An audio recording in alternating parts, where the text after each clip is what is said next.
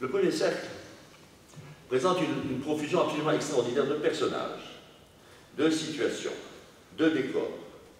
Et il n'est pas difficile d'y voir un microcosme de l'univers soviétique tel que Solzhenitsyn l'appréhendait lui-même, et par conséquent comme un microcosme de son œuvre littéraire, enfermée presque tout entière dans cet univers soviétique que cette œuvre éclaire d'une lumière crue. L'argument politico-policier, si vous vous souvenez du livre, le livre repose sur un argument politico-policier et sur une balade narrative à l'intérieur de ce schéma politico-policier.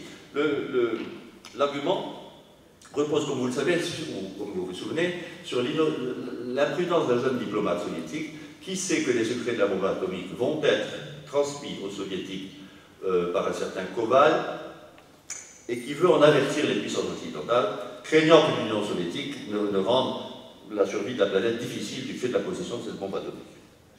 Il téléphone donc, et c'est la veille de Noël, et beaucoup de diplomates sont occupés ailleurs, il tombe sur des sous-fifres, il n'arrive pas à toucher un conseiller, et assez vite la communication est coupée et enregistrée, comme étaient toutes les communications téléphoniques qui pouvaient aboutir à un lieu diplomatique ou journalistique quelconque.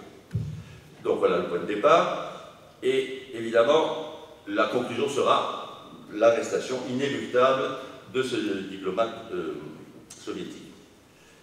Quant à la promenade narrative, eh bien, elle c'est celle d'un double de Solzhenitsyn, c'est le prisonnier Niazhin qui travaille dans ce qu'on appelle une charashka, c'est-à-dire une sorte de boîte à forçage, en quelque sorte, dans le cas des spécialistes très divers, puisés soit parmi les captifs allemands, soit parmi des détenus, soit parmi de simples experts et spécialistes qui sont encore libres, dans lequel on travaille à des programmes ultra secrets, ultra confidentiels.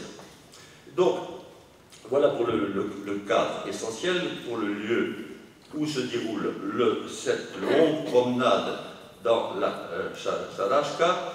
Et pour ce qui est du cadre temporel, il est assez étroit. Le roman commence le 24 décembre 1949 dans l'après-midi et s'achève dans la matinée du mardi 27 décembre de la même année.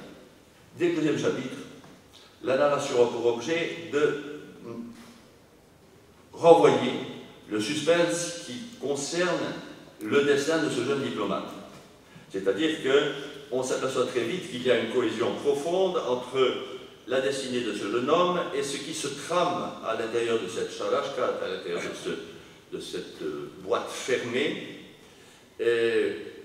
dans laquelle on élabore un projet qui consiste à identifier les voies sur des critères purement physiques, avec enregistrement, courbe, analyse, sinusoïde, etc.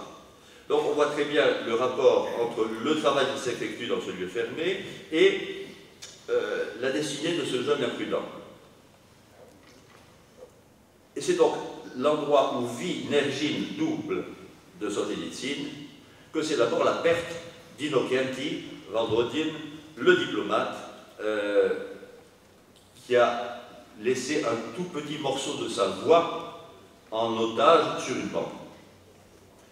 Et alors, ce qu'on voit à l'intérieur de cette charashka, c'est évidemment un microcosme de la société soviétique, pas dans sa totalité, mais dans ce qu'elle a de plus spécifique. C'est-à-dire que c'est à l'évidence un monde de maîtres et d'esclaves, ou du moins de supérieurs et de subordonnés, un monde fortement hiérarchisé, mais un monde relativement préservé, puisque pour faire travailler ces spécialistes à des programmes extrêmement pointus, il importe de bien les nourrir.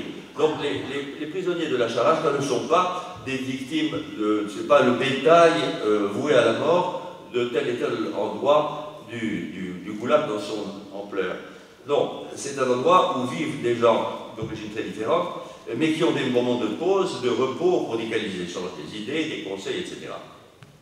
Mais c'est aussi un lieu où la société soviétique nous apparaît dans sa crudité. C'est une société à la fois fortement hiérarchisée et profondément minée à l'intérieur de cette hiérarchie apparemment inébranlable.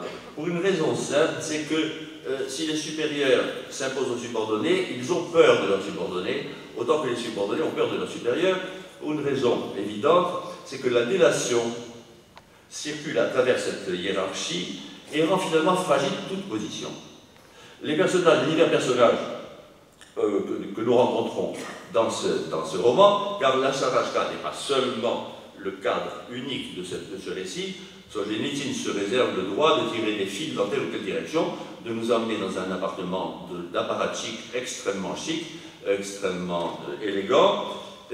Donc les gens qui ont une situation brillante n'ont que la jouissance des biens qu'ils ont, puisque une destitution, une arrestation, une dégradation peut immédiatement leur faire perdre tout ce qu'ils croyaient posséder, ou ce dont au moins ils avaient la jouissance. Donc ce qui nous est décrit, c'est une société férocement hiérarchisée et pourtant minée de l'intérieur par le principe même de la délation qui est tout puissant.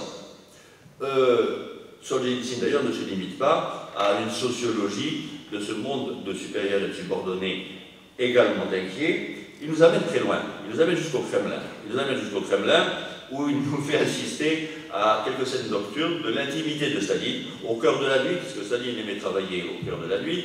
Et finalement, il nous montre dans Staline, avec quelques traits d'ironie évidemment sur son aspect méridional, de caucasien, il nous initie à ce qui pourrait nous surprendre, c'est-à-dire au fait que Staline lui-même est un otage de ce système. Autrement dit, le monde soviétique qui nous est représenté avec beaucoup de rigueur dans la précision des décors, le tracé des physionomies, c'est un monde d'otages. C'est un monde d'otages, tout ce monde est otage d'un système, et ce système est menteur. Ce système repose sur la peur et le mensonge. Et naturellement, Solzhenitsyn ne se fait pas faute de souligner tous les aspects essentiels de du secret de cette idéologie.